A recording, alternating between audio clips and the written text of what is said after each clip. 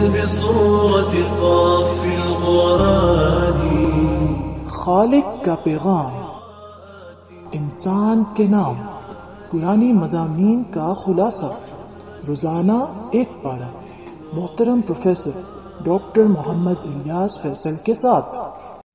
الحمدللہ وحدہ والصلاة والسلام علی من لا نبی بعدہ، رب اشرح لی صدری ویسر لی امری واحلل عقدۃ من لسانی یفقہوا قولی۔ انشاءاللہ آج ہم قرآن کریم کے 28ویں پارے کا خلاصہ پیش کریں گے، جس کا آغاز سورہ مجادلہ سے ہو رہا ہے۔ یہ سورت مدنی ہے، 22 آیات اور 3 رکوعوں پر مشتمل ہے۔ جدل کہتے ہیں جھگڑا اور اختلاف کرنا۔ اس سورت میں ایک خاتون کا تذکرہ ہے جو اپنے ایک خاندانی مسئلے کی بابت نبی اکرم صلی اللہ علیہ وسلم سے گفت و شنید کر رہی تھی۔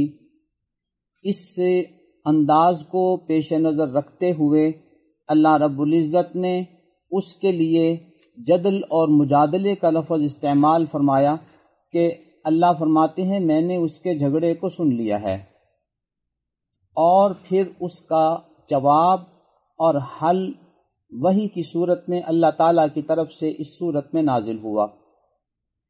خاوند بیوی میں علیحدگی کا ایک نظام تو طلاق کی شکل میں ہوتا ہے۔ طلاق میں رجوع کرنے کا امکان بھی ہوتا ہے اور دوبارہ نکاح کا امکان بھی، الا یہ کہ 3 طلاق کی صورت میں لازم ہے کہ وہ عورت کسی اور شخص سے شادی کرے، اور بالفرض اگر ان کی آپس میں جدائی ہو جائے تو یہ عورت اب سابقہ شوہر سے شادی کر سکتی ہے جس نے اسے 3 طلاقیں دی تھیں۔ لیکن اسلام سے پہلے دائمی علیحدگی کے لیے ایک طریقہ یہ اختیار کیا جاتا تھا کہ خاوند اپنی بیوی کو ان شخصیات کے ساتھ تشبیہ دے دیتا جو ہمیشہ اس پر حرام ہیں۔ مثال کے طور پر یہ کہتا کہ تو میرے لیے میری ماں کی طرح ہے، یا میری بہن اور بیٹی کی طرح حرام ہے۔ اس انداز گفتگو کو عربی زبان میں زہار کہتے ہیں۔ اس سورت کی آیت نمبر 1 سے 4 تک اس بات کا تذکرہ ہے کہ ایک صحابی حضرت اوس بن صامت رضی اللہ تعالی عنہ نے اپنی بیوی خولہ بنت ثعلبہ کو یہ کہہ دیا، انتی علیہ کا ظہر امی، تم مجھ پر میری ماں کی طرح ہو۔ وہ خاتون نبی اکرم صلی اللہ علیہ وسلم کی خدمت میں حاضر ہوئی اور عرض کیا کہ آقا، میں نے اپنی زندگی میں اپنا مال، اپنی جوانی، اپنی صحت، سب کچھ اس خاوند کے لیے قربان کر دی۔ اب بڑھاپے میں اس نے مجھے یہ لفظ کہہ دیا ہے۔ اس پر وحی نازل ہوئی، قد سمع اللہ قول التی تجادلک فی زوجہا، اللہ تعالیٰ نے اس عورت کی بات سن لی ہے جو اپنے خاوند کے بارے میں آپ کے ساتھ گفت و شنید کر رہی تھی۔ اس وحی میں یہ تعلیم دی گئی کہ نمبر 1، ایسے الفاظ کہنا باعث گناہ ہے اور ایسے الفاظ کہنے والے کو توبہ کرنی چاہیے۔ دوسری بات یہ فرمائی گئی کہ ایسا کہنے سے وہ عورت حرام ہو جاتی ہے، الا یہ کہ اس کا کفارہ ادا کر دیا جائے اس گفتگو کا، اور پھر وہ عورت اس پر حلال ہو جائے گی۔ کفارہ یہ ہے کہ یا تو ایک غلام آزاد کرے، یا 2 مہینوں کے لگاتار روزے رکھے، یا 60 مسکینوں کو کھانا کھلا دے، تو وہ عورت اس شخص کے لیے دوبارہ حلال ہو جائے گی۔ آیت نمبر 7 سے آیت نمبر 10 تک اس بات کا تذکرہ ہے کہ کچھ لوگ مزاجن شریر ہوتے ہیں۔ مدینہ منورہ میں بھی کچھ یہودی آباد تھے اور کچھ منافقین بھی۔ ان کی یہ عادت تھی کہ جب وہ کسی شخص کو، مسلمان کو آتے ہوئے دیکھتے تو آپس میں سرگوشی کرنے لگ جاتے تاکہ یہ آنے والا مسلمان پریشان ہو جائے کہ یہ شاید میرے بارے میں کوئی باتیں کر رہے ہیں۔ اس سازشی انداز سے روکا گیا۔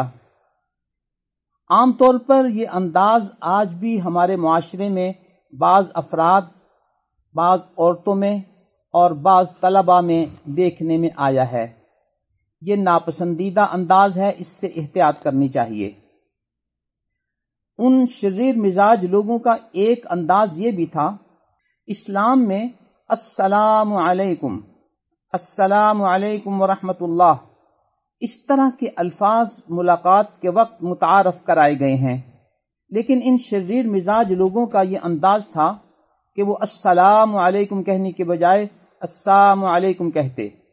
السلام کہتے ہیں موت کو، تو گویا وہ دعا دینے کی بجائے مسلمانوں کو بد دعا دیتے کہ السلام علیکم، تم پر موت ہو، اور پھر یہ کہتے کہ اگر ہم کوئی جرم کرتے ہیں تو اللہ تعالی ہمیں عذاب کیوں نہیں دیتا؟ اللہ فرماتے ہیں حسبہم جہنم، ان کے لیے جہنم کافی ہے، جب وقت آئے گا تو اس وقت ان کو ان کے ان اعمال کی سزا دے دی جائے گی۔ یہاں ہمیں بھی اس بات کا خیال رکھنا ہے کہ السلام علیکم یہ صحیح الفاظ ہیں، ہمیں اسی انداز میں ان کو اختیار کرنا ہے اور ادا کرنا ہے۔ ہمارے ہاں بھی بعض ناواقف لوگ السلام علیکم کہہ دیتے ہیں، جو کہ غلط ہے، اور اس کا معنی دعا نہیں بلکہ بد دعا ہے، اور یہ ہے کہ تم پر موت ہو۔ لہٰذا ان عربی الفاظ کو صحیح انداز میں اختیار کرنا چاہیے۔ آیت نمبر 11 میں یہ ادب سمجھایا گیا ہے کہ مجلس میں آنے والوں کی رعایت کرتے ہوئے پہلے سے موجود لوگوں کو چاہیے کہ ان کی جگہ بنائیں۔ عام طور پر ہمارے ہاں درس کے حلقوں میں، جلسوں میں اس بات کی رعایت کی جانی چاہیے کہ جو حضرات پہلے سے تشریف فرما ہیں، اگر وہ محسوس کرتے ہیں کہ نئے آنے والے مہمانوں کے لیے جگہ کم ہو رہی ہے تو انہیں قریب قریب ہو کر بیٹھنا چاہیے اور ان کے لیے جگہ بنانی چاہیے۔ دوسری اس بات کا خیال رکھنا چاہیے کہ اگر یہ مجلس انفرادی نوعیت کی ہو تو نئے آنے والوں کے لیے گنجائش پیدا کی جانی چاہیے کہ پہلے سے بیٹھے لوگوں نے اپنے مسائل پوچھ لیے ہیں، اب وہ اس مجلس سے اٹھ جائیں اور نئے آنے والوں کو سوال و جواب کی گنجائش دیں اور ان کی جگہ بنائیں۔ آیت نمبر 14 سے 22 تک اس بات کا تذکرہ ہے کہ معاشرے میں موجود بعض بد عقیدہ، منافق مزاج اور گمراہ لوگ بھی ہوتے ہیں، لہٰذا ان سے دوستی نہ رکھو، چونکہ ان کا مزاج یہ ہوتا ہے کہ یہ قسمیں کھا کھا کر تمہیں اپنی سچائی، اپنی ہمدردی اور اخلاص کا یقین دلانے کی کوشش کرتے ہیں، لیکن یہ ان کا جھوٹ ہوتا ہے، ان کا باطن بغض و عناد سے بھرا ہوتا ہے۔ قرآن کریم نے ایسے لوگوں کو حزب الشیطان، شیطان کی جماعت قرار دیا ہے، اور یہ بتایا ہے کہ یہ لوگ اپنے آپ کو کامیاب سمجھتے ہیں، لیکن یہ ناکام لوگ ہوتے ہیں جن کا ظاہر و باطن مختلف ہوتا ہے۔ آج کل ہمارے معاشرے میں قادیانی گروہ اس صورتحال کی اور اس حزب الشیطان کی ایک زندہ مثال ہے۔ آیت نمبر 22 میں تعلیم دی گئی ہے کہ سچے مسلمانوں سے دوستی رکھو، یہ جنتی لوگ ہیں، یہ حزب اللہ ہیں، یہ اللہ کی جماعت ہیں، جن کے بارے میں اللہ فرماتے ہیں الا ان حزب اللہ هم المفلحون، آگاہ رہو اللہ کی جماعت ہی فلاح پانے والی ہے، کامیاب ہونے والی ہے۔ اور سورہ مائدہ میں فرمایا گیا تھا فإن حزب اللہ هم الغالبون، اللہ کی جماعت ہی غالب آنے والی ہے۔ ملاحظہ ہو آیت نمبر 56۔ یہاں ایک ضروری بات سمجھ لینی چاہیے کہ بعض سیاسی یا مذہبی جماعتیں کچھ مبارک اور متبرک نام رکھ لیتی ہیں، جیسے کسی نے اپنی جماعت کا نام رکھ لیا حزب اللہ۔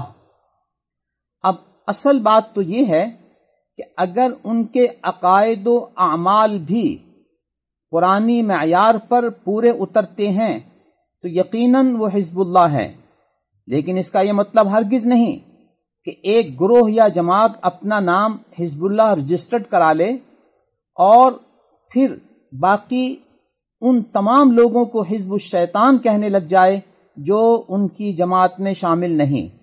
یہ ایک بہت بڑی غلط فہمی ہے جو معاشرے میں پائی جاتی ہے۔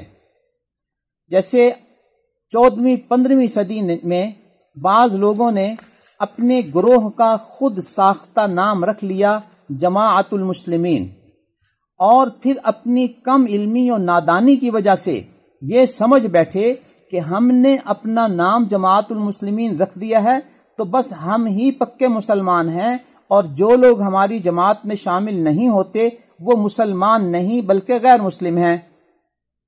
بھلے لوگوں، تمہاری اس جماعت کے بننے سے پہلے کیا مسلمان لوگ موجود نہیں تھے؟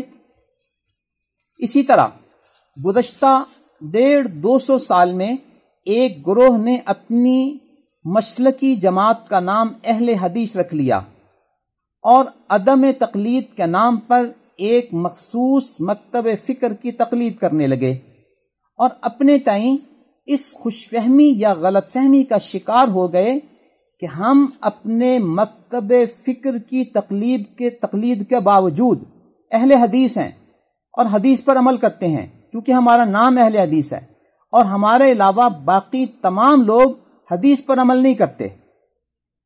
تو یہ بھی ایک بہت بڑی غلط فہمی ہے۔ اس کی ایک اور مثال یوں سمجھیے کہ جماعت اسلامی ایک سیاسی جماعت ہے۔ بالفرض اگر وہ یہ دعویٰ کرے کہ ہم رجسٹرڈ اسلامی ہیں اور باقی جماعتیں غیر اسلامی ہیں، تو کیا ان کے اس دعوے میں کوئی علمی وزن ہوگا؟ اس کا جواب ہوگا یقیناً نہیں۔ اسی طرح بقیہ اسلامی ناموں کی بابت بھی یہ اصول پیش نظر رہے کہ ایسے نام آپ نیک فعل کے طور پر تو رکھ سکتے ہیں، لیکن اس کا یہ مطلب ہرگز نہیں ہوتا کہ آپ اپنے علاوہ دوسروں پر فتویٰ بازی شروع کر دیں۔ یہ خالصتاً جہالت ہے۔ سورہ حشر مدنی ہے، 24 آیات اور 3 رکوعوں پر مشتمل ہے۔ مدینہ منورہ میں مسلمان آباد تھے اور یہودیوں کے کچھ قبائل آباد تھے۔ نبی اکرم صلی اللہ علیہ وسلم مدینہ منورہ تشریف لائے تو میثاق مدینہ کے عنوان سے مدینہ کے باسیوں کا ایک معاہدہ ہوا۔ غزوہ بدر میں جب مسلمانوں کو فتح ہوئی تو یہودیوں نے مسلمانوں کے خلاف سازشوں کا آغاز کر دیا۔ کعب بن اشرف ایک وفد کو لے کر اہل مکہ سے ملاقات کے لیے گیا کہ ہمیں مشترکہ پلاننگ کے ساتھ مسلمانوں پر حملہ آور ہونا چاہیے۔ یہ سازشیں چل رہی تھیں کہ عمر بن امیہ دمری سے 2 افراد کا قتل ہو گیا۔ ان 2 افراد کے خون بہا کی ادائیگی کے لیے تمام حلیف قبائل سے تعاون کی درخواست کی گئی۔ مدینہ منورہ کے آئینی اور ریاستی سربراہ کی حیثیت سے نبی اکرم صلی اللہ علیہ وسلم اس خون بہا کی رقم جمع فرما رہے تھے کہ بنو نضیر یہودیوں سے بھی مذاکرات کے لیے تشریف لے گئے تاکہ وہ بھی خون بہا کی ادائیگی میں شامل ہوں۔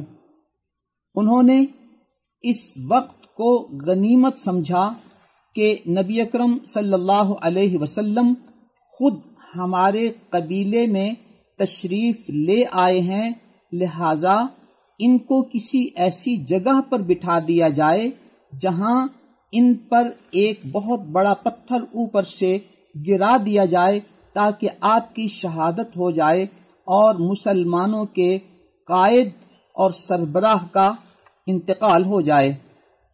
اللہ رب العزت نے اپنے نبی اکرم صلی اللہ علیہ وسلم کو وحی کے ذریعے اس کی اطلاع دی تو آپ اس جگہ سے فوراً اٹھے اور واپس مدینہ منورہ تشریف لے آئے، اور یہاں آ کر یہودیوں کی اس غداری کی وجہ سے ان کو وارننگ دے دی کہ تم نے میثاق مدینہ کی مخالفت کی ہے، لہذا 10 دن کے اندر اندر اس شہر مدینہ کو چھوڑ کر چلے جاؤ۔ عبداللہ بن ابی جو کہ منافق تھا، مدینہ منورہ میں رہتا تھا، اس نے یہودیوں کو یہ کہا کہ تم شہر سے نہ نکلنا، میرے پاس 2000 کا لشکر ہے، اگر تمہیں مجبور کیا گیا تو میں تمہارا ساتھ دوں گا۔ قرآن کریم کی اسی سورہ حشر کی آیت نمبر 11 میں اس کی اس پیشکش کا تذکرہ ہے، لئن اخرجتم لنخرجن معکم، اگر تمہیں نکالا گیا تو ہم بھی تمہارے ساتھ نکلیں گے، ولا نطیع فیکم احدا ابدا، اور تمہارے معاملے میں ہم کسی کی بات نہیں مانیں گے، وان قوتلتم لننصرنکم، اگر تمہارے ساتھ جنگ کی گئی تو ہم تمہارے ساتھ تعاون کریں گے۔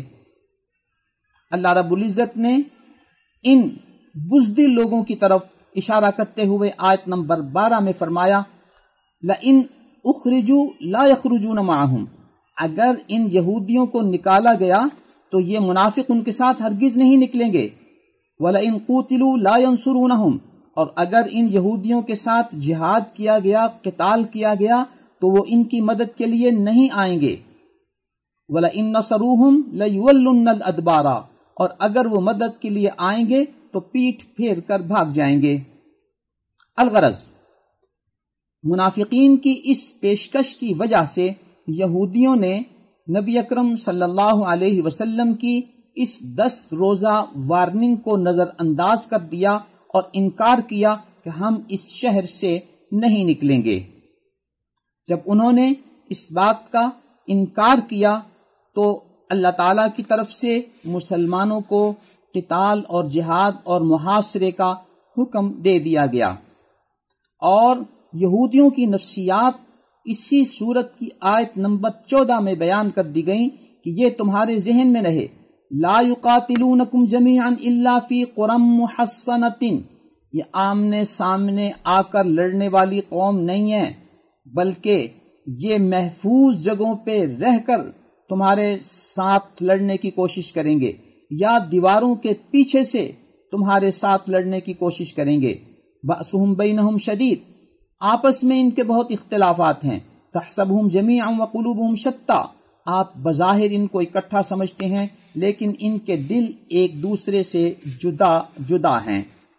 سن 4 ہجری میں نبی اکرم صلی اللہ علیہ وسلم نے ان کی غداری اور 10 روزہ وارننگ سے انکار کی بنیاد پر ان کا محاصرہ کیا۔ یہود مدینہ عبداللہ بن ابی اور اس کی منافق جماعت کا انتظار کرتے رہے، لیکن جب وہ نہیں آئے تو انہوں نے نبی اکرم صلی اللہ علیہ وسلم سے معاہدہ کر لیا کہ ہم مدینہ منورہ سے نکل جاتے ہیں۔ نبی اکرم صلی اللہ علیہ وسلم نے ان کو یہ سہولت دی کہ تمہاری غداری کی وجہ سے تمہیں قتل کرنے کی بجائے تمہیں مدینہ بدر کیا جاتا ہے، اور تم جاتے ہوئے ہر آدمی ایک ایک اونٹ کے برابر سامان لاد کر اپنے ساتھ لے جا بھی سکتا ہے، ہاں اسلحہ نہیں لے جا سکتا۔ یہودیوں کے مدینہ بدر ہو جانے کے بعد ان کا باقی ماندہ مال غنیمت کے طور پر مسلمانوں کے پاس آ گیا۔ صحابہ کرام میں سے حضرات انصار کا ایثار و قربانی دیکھیے، انہوں نے نبی اکرم صلی اللہ علیہ وسلم کو یہ پیشکش کی کہ ہمارے آقا، ہمارے یہ مہاجر بھائی چونکہ ابھی تک مالی طور پر مستحکم نہیں ہوئے ہیں، لہذا یہ سارا مال غنیمت آپ ان میں تقسیم کر دیں۔ نبی اکرم صلی اللہ علیہ وسلم نے حضرات انصار کو دعائیں دیں اور یہ مال غنیمت مہاجرین میں تقسیم کر دیا۔ اب اگر انصار کے اس ایثار کو نظر انداز کرتے ہوئے کوئی مستشرق یہ انداز اختیار کرے کہ دیکھو نبی نے اقربا پروری کی تھی اور اپنے مہاجرین میں یہ مال تقسیم کر دیا تھا، تو گویا معروضی حالات کو نظر انداز کرنے کی وجہ سے اور حالات سے واقفیت نہ ہونے کی وجہ سے عین ممکن ہے کوئی شخص کسی غلط فہمی کا شکار ہو جائے۔ لیکن دین کے معاملے میں ہمیشہ ہمیں علم کی راہ پہ چلنا ہے، اور کسی بھی پہلو اور موضوع کے پورے پہلو کو سمجھنے کی کوشش کرنی ہے اور پھر اس کے بارے میں کوئی رائے قائم کرنی ہے۔ آیت نمبر 18 میں آخرت کا فکر دلایا گیا ہے، قرآن کریم کی فضیلت بیان کی گئی ہے، اور اس سورت کی آخری 3 آیت میں اللہ رب العزت کے 18 اسماء حسنہ کا ذکر ہے۔ ان 3 آیات کو صبح و شام پڑھنا باعث اجر و ثواب ہے۔ یہاں ایک اہم بات ہمیں پیش نظر رکھنی ہے کہ گزشتہ سورہ مجادلہ میں زہار کا جو پس منظر بیان کیا گیا، اس پس منظر کے باوجود یہ حکم رہتی دنیا تک کے لیے ہے، قیامت تک کے لیے ہے کہ کوئی بھی شخص اگر اپنی بیوی کے بارے میں ایسی الفاظ استعمال کرتا ہے تو یہ مسئلہ سب کے لیے رہبر و رہنما ہوگا۔ بعینی اسی طرح سورہ حشر میں یہودیوں کے ساتھ معاہدے کی خلاف ورزی کی بنیاد پر جو سلوک کیا گیا، یہ مسئلہ رہتی دنیا تک ہمارے لیے رہبر و رہنما ہے اور یہ قرآن کا رہتا ہوا پیغام ہے۔ یہاں ایک جملہ استعمال فرمایا گیا، وَمَا آتَاكُمُ الرَّسُولُ فَخُذُوهُ وَمَا نَهَاكُمْ عَنْهُ فَانْتَهُوا، رسول جو تمہیں عطا فرمائے وہ لے لو، جو تمہیں حکم دے اسے قبول کر لو، جس سے تمہیں روکے اس سے رک جاؤ۔ گو کہ یہ الفاظ بھی اسی واقعے کے تناظر میں ہیں، لیکن دیگر تمام صورت کے حکم کی طرح ان کا حکم بھی رہتی دنیا تک کے لیے ہے کہ ہمیں آپ کے احکامات پر عمل کرنا ہے اور جن چیزوں سے آپ صلی اللہ علیہ وسلم نے روکا ہے ان سے رکنا ہے۔ سورہ ممتحنہ مدنی ہے، 13 آیات اور 2 رکوعوں پر مشتمل ہے۔ اس کی آیت نمبر 10 میں فَامْتَحِنُوهُنَّ، ان کا امتحان لو، آزمائش کرو۔ اس نسبت سے اس سورت کا نام ہی سورہ ممتحنہ ہے۔ اس کی آیت نمبر 1 سے 6 تک اس بات کا تذکرہ ہے کہ اگر دشمن سے تمہارے تعلقات اچھے ہوں اور تمہارے کچھ معاہدے ہوں تو ان معاہدوں کی پاسداری کرو، لیکن یہ بات تمہارے پیش نظر رہے کہ عموماً دشمن کو اپنا دوست نہ بناؤ، چونکہ اگر انہیں تم پر کوئی موقع مل جائے تو وہ اپنی خفیہ دشمنی کا ہر ممکن اظہار کریں گے اور انتقام لیں گے۔ نمونے کے طور پر بیان کیا گیا کہ دیکھو سیدنا ابراہیم علیہ السلام نے عقیدہ توحید کی بنیاد پر اپنے تمام رشتے ناطے منقطع کر لیے، حتیٰ کہ اپنے والد سے بھی نظریاتی براءت کا اعلان کر دیا، اور وہ تمہارے لیے نمونہ ہے۔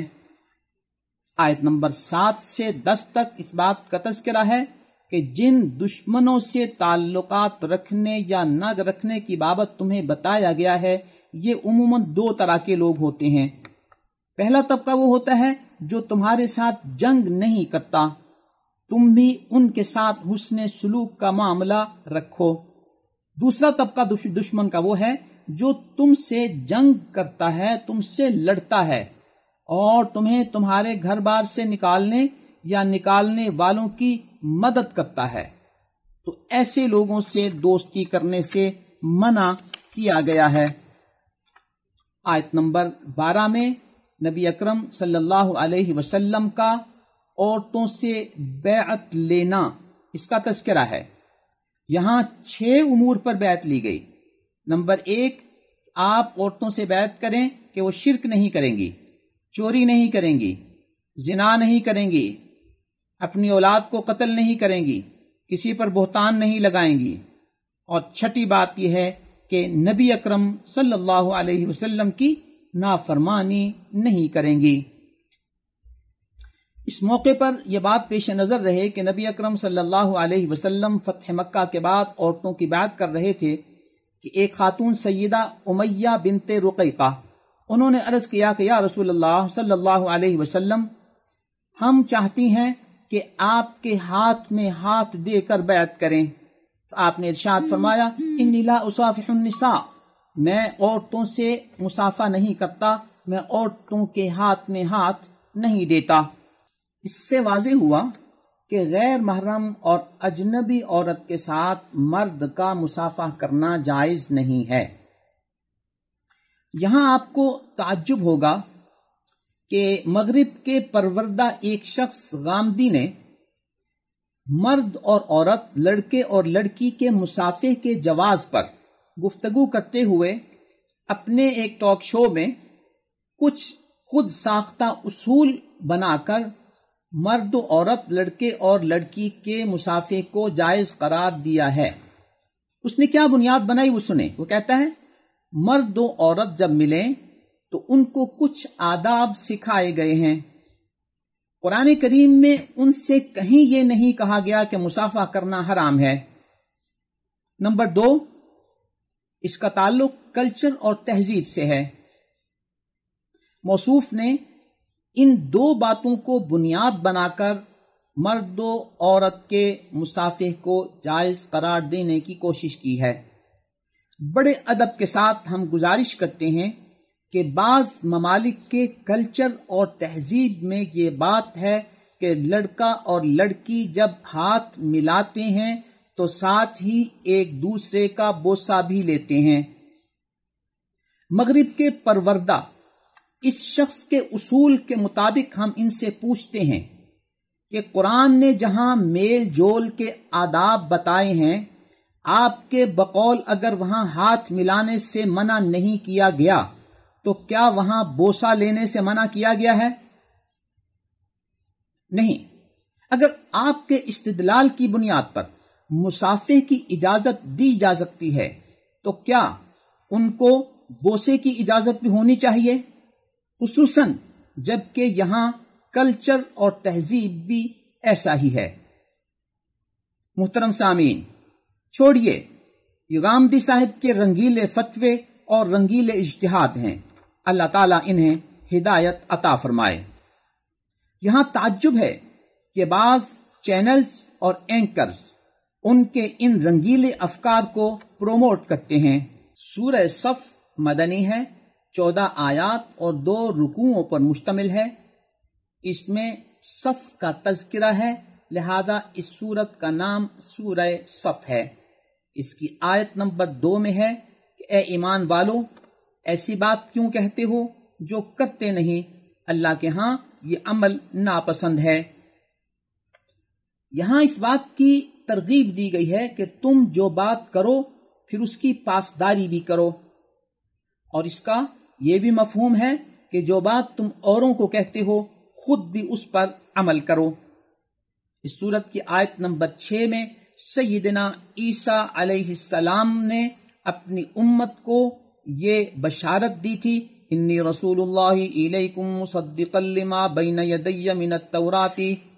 عیسیٰ علیہ السلام فرماتے ہیں کہ میں اللہ کا رسول ہوں اور مجھ سے پہلے جو تورات نازل ہوئی تھی اس کی تصدیق کرنے والا ہوں، وَمُبَشِّرًا بِرَسُولٍ يَأْتِي مِن بَعْدِ اسْمُهُ احمد، اور اس رسول کی بشارت دینے والا ہوں جو میرے بعد آئے گا اور اس کا نام احمد ہوگا۔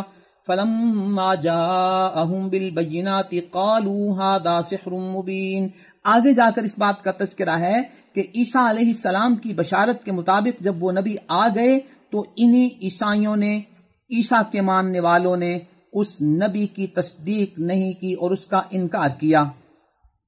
واضح رہے کہ عیسیٰ علیہ السلام کی اس طرح کی بشارتیں آج بھی کسی نہ کسی انداز میں انجیل میں موجود ہیں، اور وہ تحریف ہونے کے باوجود یہ اشارے اور یہ الفاظ وہاں ملتے ہیں۔ آیت نمبر 9 میں ہے کہ اللہ رب العزت نے اپنے رسول کو بھیجا تاکہ وہ دین حق کو تمام ادیان پر غالب کر دے۔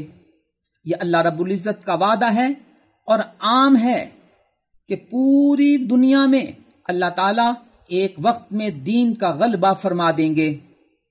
افسوس کہ مغرب کے پروردہ ایک ملحد شخص غامدی نے قرآن کریم کی اس آیت اور اس میں اللہ کے غلبہ دین کے اس وعدے کو پوری زمین پر دین کے غلبے کی بجائے، دین اسلام کے غلبے کی بجائے اسے سرزمین عرب کے ساتھ خاص کیا ہے۔ اور خاص قرار دیا ہے۔ ملاحظہ ہو ان کی کتاب میزان صفحہ 70 اور اسی کتاب کا صفحہ 172، جبکہ اللہ کا دین آفاقی ہے، یہ دین عالمی ہے، لہذا یہ وعدہ بھی عالمی ہے اور پوری دنیا پہ اللہ کے دین کے غلبے کے لیے ہے۔ سورہ جمعہ مدنی ہے، 11 آیات 2 رکوعوں پر مشتمل ہے۔ اس کی آیت نمبر 9 میں جمعے کا تذکرہ ہے، لہذا اس سورت کا نام جمعہ ہے۔ اس کی آیت نمبر 2 سے 5 تک اس بات کا تذکرہ ہے کہ نبی مکرم صلی اللہ علیہ وسلم کی دنیا میں بعثت ہوئی ہے۔ جیسے سابقہ امتوں میں اللہ تعالیٰ نے انبیاء بھیجے، ان پر کتابیں بھیجیں، اور ان میں سے ایک تورات بھی تھی۔ جن لوگوں نے اس تورات پر عمل نہیں کیا، ان کی مثال اس گدھے کی سی ہے جس پر کتابیں لدی ہوئی ہوں اور وہ ان سے کسی طور پر مستفید نہیں ہو سکتا۔ حاملین تورات کا خصوصی ذکر یہاں اس لیے کیا گیا کہ ان میں سے اکثریت نے ایمان قبول نہیں کیا، اسلام نہیں لائے، سوائے گنتی کے چند افراد کے۔ بعد کے ادوار میں بھی اگر دیکھا جائے تو یہودیوں کے حوالے سے یہی صورتحال ہے۔ 6 آیت میں اس بات کا تذکرہ ہے کہ یہودیوں کو اس بات کی خوش فہمی ہے کہ ہم اللہ کے محبوب ہیں اور اللہ کے دوست ہیں۔ اللہ فرماتے ہیں اگر انہیں اتنی ہی خوش فہمی ہے تو انہیں کہو کہ پھر موت کی تمنا کرو تاکہ جلد اللہ کے ساتھ جا کر تمہاری ملاقات ہو، لیکن یہ ہرگز ایسا نہیں کریں گے کہ موت کی تمنا کریں۔ اس کا واضح مطلب یہ ہے کہ یہ صرف زبان سے کہتے ہیں، ان کا اپنا ضمیر اور دل بھی گواہی دیتا ہے کہ وہ اللہ کے دوست نہیں ہیں۔ آیت نمبر 9 اور 10 میں اس بات کا تذکرہ ہے کہ جمعے کی اذان ہو جانے کے بعد کاروبار تجارت، کاروبار ملازمت بند کر دیے جائیں اور سب لوگ جمعے کی نماز کے لیے نکل پڑیں اور تمام مصروفیات کو موقوف کر دیں۔ جمعے کی نماز ادا کرنے کے بعد پھر اپنے اپنے معمولات میں لگ جائیں۔ سورہ منافقون مدینہ منورہ میں نازل ہوئی، 11 آیات 2 رکوعوں پر مشتمل ہے۔ اس کی پہلی آیت میں منافقین کا تذکرہ ہے، لہذا اس سورت کا نام ہی سورہ منافقون ہے۔ اسلامی معاشرے میں عموماً ایک طبقہ ایسا موجود ہوتا ہے جو زبانی جمع خرچ بہت کرتا ہے جبکہ اس کے دل میں کفر چھپا ہوتا ہے، یا کفر کے لیے اس کے دل میں ہمدردی ہوتی ہے، یا وہ کفر کا نمائندہ ہوتا ہے لیکن ہمارے ماحول اور معاشرے میں رہتا ہے۔ سن 6 ہجری میں نبی اکرم صلی اللہ علیہ وسلم غزوہ بنی مستلق کے لیے تشریف لے گئے تو وہاں اچانک ایک مہاجر اور ایک انصاری میں کچھ باہم اختلاف ہو گیا۔ نبی رحمت صلی اللہ علیہ وسلم کو معلوم ہوا تو آپ نے اختلاف کو رفع کر دیا اور ان میں صلح کرا دی۔ عبداللہ بن ابی منافق نے جب اس صورتحال کو بھانپا تو اس نے اپنے دوستوں میں بیٹھ کر اس بات کا تذکرہ کیا کہ یہ نبی باہر سے آ کر ہمارے علاقے میں آباد ہو گیا ہے، ہمیں اس کے بارے میں کوئی پالیسی بنانی چاہیے۔ تم اہل مدینہ اس نبی پہ کچھ خرچہ نہ کیا کرو، ان سے مالی تعاون نہ کیا کرو۔ دوسرا اس نے کہا کہ مدینہ پہنچ کر عزت والے لوگ کمزور لوگوں کو مدینہ سے نکال دیں گے۔ عبداللہ بن ابی کی اس بات کا علم جب ان کے بیٹے کو ہوا تو وہ بہت ناراض ہوئے کہ ہمارے نبی ہمارے مسلمانوں کے بارے میں عبداللہ بن ابی نے یہ کہا ہے، تو بیٹے نے غصے میں آ کر کہا کہ میں اب اس باپ کو مدینہ منورہ میں داخل نہیں ہونے دوں گا اور میں اس کو قتل کر دوں گا۔ نبی اکرم صلی اللہ علیہ وسلم کو صورتحال کی اطلاع ہوئی تو آپ نے پیغام بھیجا کہ تم اس کو قتل نہ کرو اور اس کو چھوڑ دو۔ یوں اس بیٹے نے اپنے باپ کو پھر قتل نہیں کیا۔ آیت نمبر 9 اور 11 میں ہے کہ اللہ کے دیے ہوئے مال میں سے اللہ کی راہ میں خرچ کرو، اگر زندگی میں خرچ نہ کیا تو مرتے وقت تمہیں اس بات کی حسرت ہوگی کاش میں اس میں سے کچھ صدقہ و خیرات کر دیتا۔ سورہ تغابن مدنی ہے، 18 آیات اور 2 رکوعوں پہ مشتمل ہے۔ اس صورت میں تخلیق انسان، تخلیق ارض و سما کا ذکر کر کے روز قیامت اور روز محشر کا ذکر ہے، جسے یوم الجمع اور یوم التغابن کہا گیا ہے، یعنی اکٹھے ہونے کا دن اور نقصان کا دن۔ تمام انسان چونکہ وہاں اکٹھے ہوں گے لہٰذا یہ یوم الجمع ہے، اور کفار کو، گناہگاروں کو چونکہ وہاں سزا دی جائے گی لہٰذا یہ یوم التغابن ہے، یعنی گھاٹے اور نقصان کا دن ہے ان کے لیے۔ یہاں ایمان و عمل صالح والوں کے لیے کامیابی کو معیار قرار دیا گیا اور کفر و بدعملی کو ناکامی کا معیار قرار دیا گیا ہے۔ آیت نمبر 14 میں انسان کو متنبہ کیا گیا ہے کہ عام طور پہ انسان بہت سے برے اعمال اپنے بیوی بچوں کے لیے کرتا ہے اور ان کے لیے حرام کماتا ہے، جس کا نقصان خود اسی شخص کو ہوگا۔ تو یہاں چونکہ یہ بیوی بچے اس کے نقصان کا سبب بن گئے لہذا وہ گویا اس کے دشمن قرار پائے۔ اس کا دوسرا مفہوم یہ ہے کہ جو بیوی بچے دین کے کسی نیک کام کے رستے میں رکاوٹ بنے تو وہ اس شخص کے دشمن ہیں، چونکہ وہ اس کو دین کے اس حکم پر عمل کرنے نہیں دے رہے۔ سورہ طلاق مدینہ منورہ میں نازل ہوئی، 12 آیات اور 2 رکوعوں پر مشتمل ہے۔ اس میں چونکہ طلاق کا تذکرہ ہے لہذا اس کا نام ہی سورہ طلاق ہے۔ نکاح و طلاق کو تمام ادیان و مذاہب میں قانونی حیثیت حاصل رہی لہذا وہ ان اصول و ضوابط کے پابند رہتے ہیں، سوائے ملحدین و بے دین کے کہ ان کے ہاں نہ تو نکاح کی کوئی حیثیت ہے اور نہ ہی طلاق کی کوئی حیثیت ہے۔ وہ بغیر نکاح کے بھی اکٹھے رہ لیتے ہیں اور طلاق کے بعد بھی اکٹھے رہ لیتے ہیں۔ اسلام نے طلاق کے عمل کی حوصلہ افزائی نہیں کی بلکہ اسے ایک ناپسندیدہ عمل قرار دیا۔